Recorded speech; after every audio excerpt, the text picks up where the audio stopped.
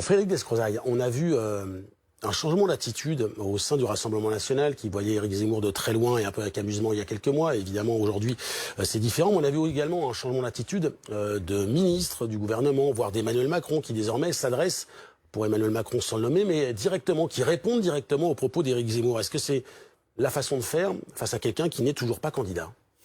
Je ne sais pas s'il y a une façon de faire ou une autre. Le fait est qu'il y a un phénomène, ça on va pas le nier. Je voudrais quand même rappeler, alors je suis pas professionnel, mais pour avoir pris des contacts, que dans les sondages actuels, la marge d'erreur, elle est plus proche de 5% que de 2%. Oui, est-ce qu'il mettrait au plus bas à 14,5, c'est au même niveau que Marine Le Pen ou que les leaders en disant ça, c'est pas pour critiquer les sondages qui donnent toujours une info intéressante, c'est juste pour insister sur la volatilité de l'électorat. Puisque ces dernières années, ça s'aggrave. Enfin, ça s'aggrave. On peut considérer que c'est pas grave, mais il y a de plus en plus de gens qui se décident très très tard. Et l'élection, elle va se jouer dans les tout derniers jours, voire le jour même. Donc, je considère qu'il faut garder la tête froide. Après, mon interprétation de ce phénomène, c'est que pour aller sur un sujet qui est très très polémique, en parlant de choc migratoire, si vous dites aujourd'hui que le choc migratoire est devant nous, et que les plus graves déstabilisations géopolitiques sont devant nous.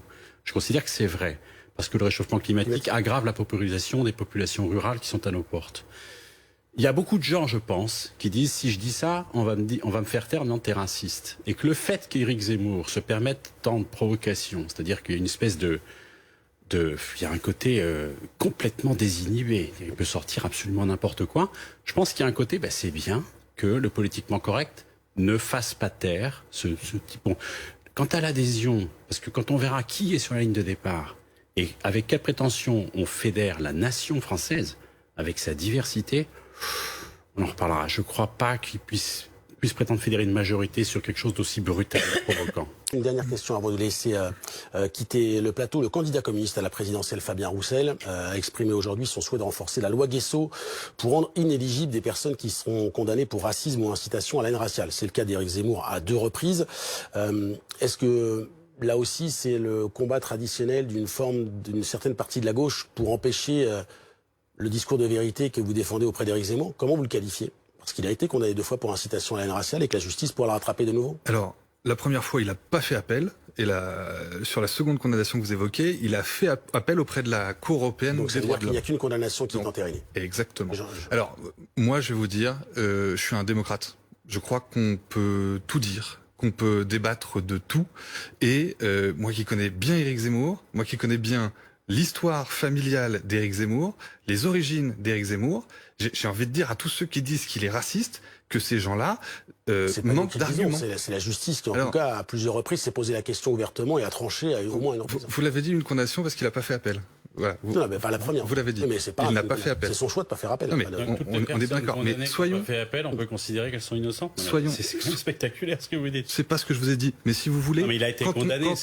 Quand on est de la République en marche, qu'on a son secrétaire général adjoint qui parle de la peste brune, qui psychiatrise Éric Zemmour en disant que c'est un virus qui rend fou, doucement. Les Français. Vous pouvez me le redire sans agressivité? Non, mais si vous voulez, les Français. La tournure que prend le débat. Vous venez de nous regarder de manière menaçante en me disant mais parlez-moi gentiment, c'est bon, je connais pas. Alors, je vous écoute, on peut discuter. Je vous parle gentiment. J'ai pas dit, j'ai rien dit de ce que vous me renvoyez au secrétaire général adjoint de la République en marche? Là, c'est Frédéric Descrozaille, député du Val-de-Marne. Moi, je me pas de compte à rendre sur je ne sais pas qui. Insulté par votre représentant de la République en marche, qui a dit que les soutiens d'Éric Zemmour étaient à moitié faux. Je ne rends pas compte de ce qu'il leur a fait. Vous faites partie d'un mouvement et vous vous rendez pas compte. Non, je rends pas compte de tout ce qu'il leur a fait. Je suis justement en train de vous dire que les Français aujourd'hui ne voient pas en Éric Zemmour quelqu'un de raciste. Les Français voient en Éric Zemmour quelqu'un qui a du courage. Et le communiste, la République en marche, à défaut d'avoir des arguments sur la réalité. Vous ne pouvez pas dire qu'on n'a pas de problème avec l'immigration. On parlait de sa condamnation, vous ne pouvez pas dire qu'on n'a pas de problème avec la délinquance dans notre pays. On parlait de sa condamnation, c'est une réalité. À défaut de pouvoir répondre sur le fond, vous dites, il est raciste, il est condamné. Sur le fond, je premier à l'évoquer tout à l'heure sur le phénomène des chocs migratoires qui sont à venir. Sur le fond, moi, je suis prêt à en parler. Le fait je pense qu'il y a une espèce de libération de la parole, parce que c'est vrai qu'il y a quelque chose de réactionnaire dans notre pays, et c'est vrai qu'il y a un politiquement correct qui empêche de parler. Merci. Et par ailleurs, j'ai débattu une demi-heure en face de lui, c'est un type qui aime se battre, et ça le rend intéressant. Vous voyez, il n'y a pas de problème. Mais simplement, là, on était en train de dire qu'il avait été condamné, et vous insistez en disant, oui, il n'a pas fait appel. Je trouve ça spectaculaire comme argument. Il a été condamné, fin de l'histoire. Parce que non, mais passer à autre chose. La petite musique de dire Éric Zemmour est raciste, machin, etc., ça agace tout le monde. Nous, les soutiens, on en a ras-le-bol d'entendre ça. Ça agace pas on en a tout le monde. On aimerait mais que vous en ayez ras-le-bol, je peux l'imaginer. Oui. On aimerait beaucoup parler du fond.